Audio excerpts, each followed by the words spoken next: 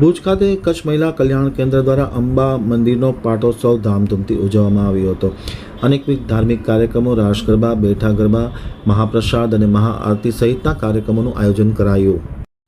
દીકરીઓને માતૃતુલ્ય વાત્સલ્ય પૂરું પાડતી કચ્છની મહિલા કલ્યાણ કેન્દ્ર ખાતે અંબાજી માતાના મંદિરનો પાટોત્સવ ધામધૂમપૂર્વક ઉજવવામાં આવ્યો હતો, જેમાં અનેકવિધ કાર્યક્રમોનું આયોજન કરવામાં આવ્યું હતું. ખાસ કરીને રાસ ગરબા તથા મહાઆરતી સહિતના કાર્યક્રમોનું આયોજન કરવામાં આવ્યું હતું અને અંતમાં મહાપ્રસાદના કાર્યક્રમનું આયોજન કરવામાં આવ્યું હતું.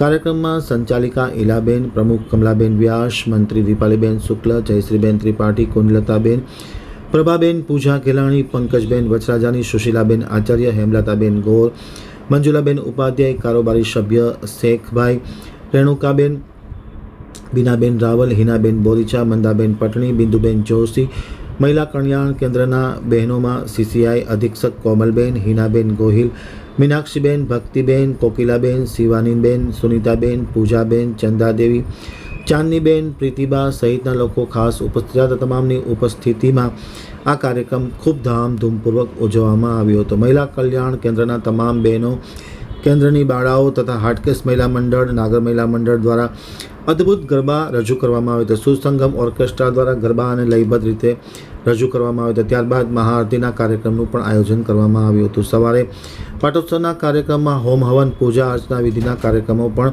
ભાનુબેન પટેલની ઉપસ્થિતિમાં યોજવામાં આવ્યા હતા. કાર્યક્રમમાં જાયન્ટ્સ ગ્રુપની બહેનો અને પ્રેરણા મહિલા મંડળની બહેનોએ હાજરી આપી હતી. પાટોત્સવ દરમિયાન મહાઆરતી, બેઠા ગરબા, રાસ ગરબા અને મહાપ્રસાદનું ભવ્યાતિભવ્ય આયોજન કરવામાં આવ્યું હતું, જેમાં મોટી સંખ્યામાં બહેનોએ ભાગ લીધો હતો. આમતક ટીવી સાથેની વાતચીતમાં માહિતી આપતા ઈલાબેન અને કમળાબેને જણાવ્યું હતું કે મહિલા કલ્યાણ કેન્દ્ર દ્વારા અનેક પ્રકારના સામાજિક સેવાકીય પ્રવૃત્તિ કરતા અને ધાર્મિક કાર્યક્રમોનું આયોજન કરવામાં આવ્યું છે, જેના ભાગરૂપે અંબા મંદિરના આ પાટોત્સવનું રંગે ચંગે ભવ્યાતિભવ્ય આયોજન કરવામાં આવ્યું હતું. અનેકવિધ કાર્યક્રમો સાથે આ પાટોત્સવ રંગે ચંગે સંપન્ન થયો હતો. આજે શ્રી કચ્છ મહિલા કલ્યાણ કેન્દ્રમાં મા અંબાનો ત્રીજો પાટોત્સવ છે. આમ તો મા અંબા 1971 આ સંસ્થામાં બિરાજે છે, પણ છેલ્લા 3 વર્ષ પહેલા પરબતભાઈ પિંડોરિયા સુરજપરના વતનીએ આ મંદિરનો આખો જીર્ણોદ્ધાર કરી અને માને પાછા વાતે ઘાતે આ દિવસે માને બેસાડેલા હતા. એટલે ત્યારબાદ અમારા ટ્રસ્ટ અને અમારી કારોબારીએ નક્કી કર્યું કે આપણે દર વર્ષે હવે માનો પાટોત્સવ ઉજવ્યો. એટલે આ 2 વર્ષ પૂરા કરી અને આજે આ ત્રીજો પાટોત્સવ અમે ઉજવી રહ્યા છીએ. અને આ પાટોત્સવમાં આમ તો અંબેમાં બધાની રક્ષા જ કરે છે, પણ ખાસ મારે કહેવું પડે કે આ જે અનાથ દીકરીઓ કે જે કોર્ટ કે પોલીસ મારફત આવતી દીકરીઓને આ માં પોતાની દીકરી જેમ સાચવી અને આ સંસ્થાના પ્રાંગણમાં એને રાખે છે અને અમને માં શક્તિ આપે છે કે જેથી અમે પણ આ સંસ્થાનું સારું કામ કરી શકીએ છીએ. અને આજે ખાસ સુસંગમ ઓર્કેસ્ટ્રા દ્વારા મહાઆરતીનો પણ કાર્યક્રમ રાખેલો છે. ઉપરાંત નાગર મહિલા મંડળ, જેકીબેનનું ગ્રુપ, ઇનરવિન ક્લબ, ઇન્દિરા ક્લબ, એ બહેનોને પણ આજે આમંત્રણ આપ્યું છે.